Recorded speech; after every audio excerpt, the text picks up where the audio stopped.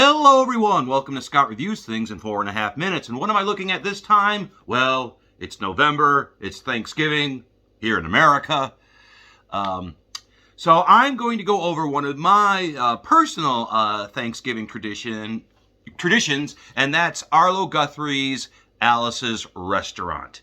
This is something I do. I listen to this every Thanksgiving.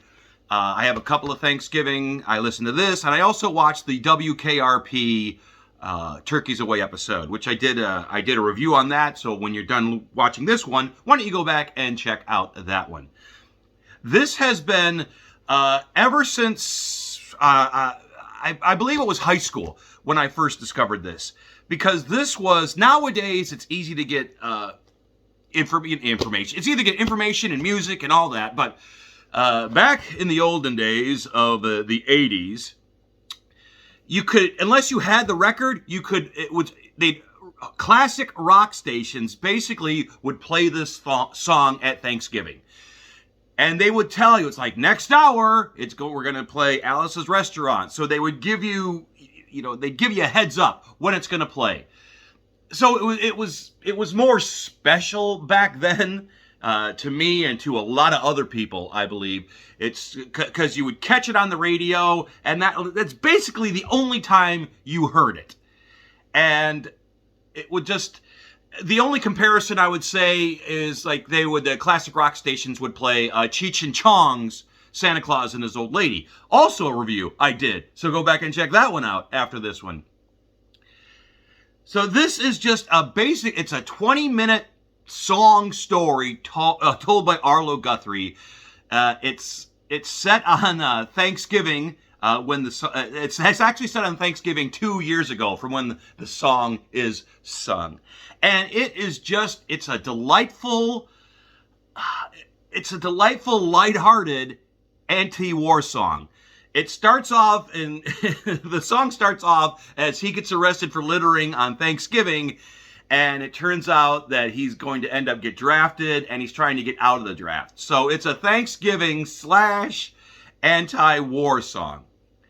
And even though this song is from another time, even though this song is from another era, it's still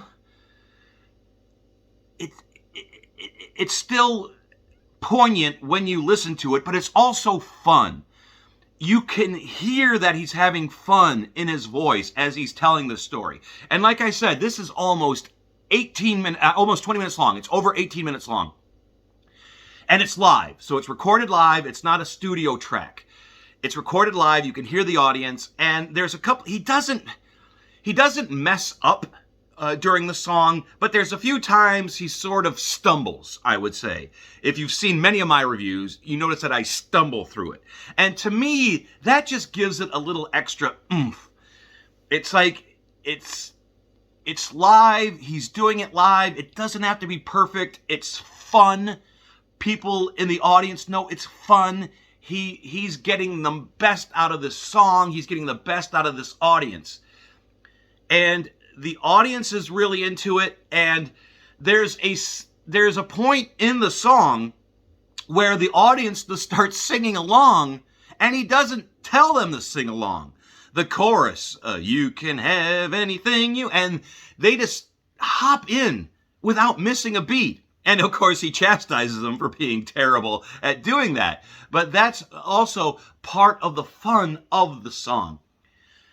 So I want you to start a new Thanksgiving tradition this year.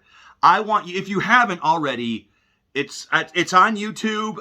To me, it's more, I mean, if you can find it on a radio station, that just brings back memories for me. But if you have the album, or you can find it on YouTube, listen to the entire song. I'm going to warn you, there's a couple of, for all our woke people out there. This song is called Alice's Restaurant. It's about Alice and the restaurant. But Alice's Restaurant is not the name of the restaurant, that's just the name of the song. And that's why I call the song Alice's Restaurant.